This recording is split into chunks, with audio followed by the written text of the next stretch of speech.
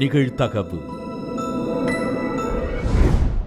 மதியம் சாப்பாட்டிற்கு வீட்டுக்கு வந்த கணவர், வீட்டில் ஆங்காங்கே சிதறி கிடந்த பொருட்கள், பெட்ரூமில் மூச்சு பேச்சு இல்லாமல் கிடந்த மனைவியை பார்த்து அதிர்ச்சி.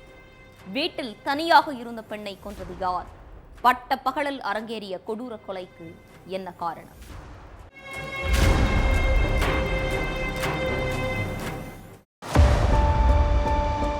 காலங்காத்தால வேலைக்கு போன பிரகாஷ் மதியம் 1 மணிக்கு கொலை பசியோட வீட்டுக்கு வந்திருக்காரு.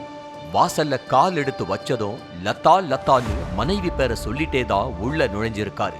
வழக்கமா கணவர் கூப்பிட்டதும் ஓடி வந்து குரல் கொடுக்கிற லதா கிட்ட இருந்து எந்த பதிலும் வராதது பிரகாஷுக்கு சந்தேகத்தை ஏற்படுத்தி இருக்கு. அதோட வீட்டில் இருந்த பொருட்கள் எல்லாம் அங்கங்க சிதறி கிடந்திருக்கு. அதெல்லாத்தையும் பார்த்த பிரகாஷ் விறுவிறுன்னு பெட்ரூம்குள்ள போய் பார்த்தப்ப மனைவி லதா கட்டில் மேல பேச்சு மூச்சு இல்லாம மயங்கன நிலையில கிடந்திருக்காங்க.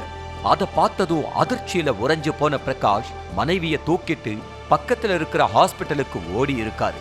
அங்க லதாவை பரிசோதனை பண்ண மருத்துவர்கள் அவங்க உயிரிழந்து 1 மணி நேரத்துக்கு மேலாகுதுன்னு சொல்லி இருக்காங்க. டாக்டர் சொன்னதை கேட்டதும் அதிர்ச்சியான பிரகாஷ் காலையில நல்லாதான் இருந்தா திடீர்னு இப்படி ஆகிடுச்சேன்னு கதறி இருக்காரு. அம்மா இறந்துட்டாங்கிற தகவலை கேட்டதும் 2 பசங்களும் பதறி அடிச்சிட்டு ஹாஸ்பிட்டலுக்கு ஓடி வந்திருக்காங்க. 2 பிள்ளைகளும் அம்மா அம்மான்னு கதறி அழுதது மருத்துவமனையில உள்ளவங்களை கண்கலங்க வச்சுச்சு. எங்க அம்மா காலையில நல்லாதான் இருந்தாங்க, அவங்களுக்கு என்ன ஆச்சு, எதனால இறந்தாங்கன்னு டாக்டர் கிட்ட கேட்டு இருக்காங்க அந்த 25 வயசு இளம் பெண். அப்போ லதா இயற்கையா உயிரிழக்கல, அவங்கள யாரோ கொலை பண்ணியிருக்காங்கன்னு மருத்துவர்கள் சொன்னதை கேட்டு மொத்த குடும்பமும் 1 நிமிஷம் ஆடி போயிட்டாங்க. அதுக்கப்புறம் பிரகாஷ் வேக வேகமா வீட்டுக்கு போய் பார்த்திருக்காரு. அப்போதான் பீரோல வச்சிருந்த 1 கோடி ரூபாய் மதிப்பிலான 1 கிலோ தங்கமும் 20 லட்சம் ரூபாய் பணமும் கொள்ளை போயிருக்கு அப்படிங்கிற விஷயமே அவருக்கு தெரிஞ்சிருக்கு.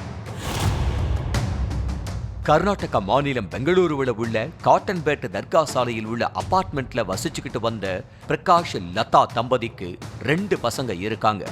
இவங்களோட மூத்த மகளுக்கு 25 வயசு ஆகுது. பெங்களூருவில் உள்ள ஒரு ஐடி கம்பெனில வேலை பார்த்துட்டு இருக்காங்க. மகன் அங்க உள்ள பிரைவேட் ஸ்கூல்ல +1 படிச்சுட்டு இருக்காரு.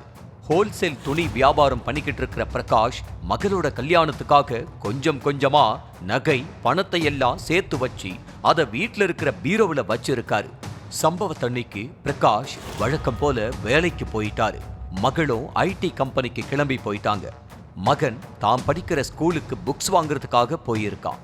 அப்ப மனைவி லதா மட்டும்தான் வீட்டுல இருந்திருக்காங்க.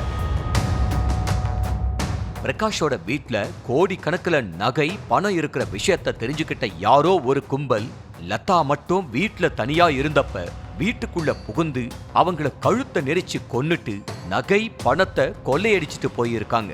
பிரகாஷ் குடும்பத்துக்கு நெருக்கமானவங்க யாரோதான் இதுல சம்பந்தப்பட்டு இருக்காங்கன்னு போலீஸ் சந்தேகப்படுறாங்க. பிரகாஷ் வீடு இருக்கிற பகுதியில் உள்ள சிசிடிவிகளை ஒன்னு விடாம அலசி ஆராய்ஞ்ச போலீஸ் கொள்ளை கும்பலை பிடிக்கிறதுக்கு தனிப்படை அமைச்சு தீவிரமா தேடிட்டு வர்றாங்க.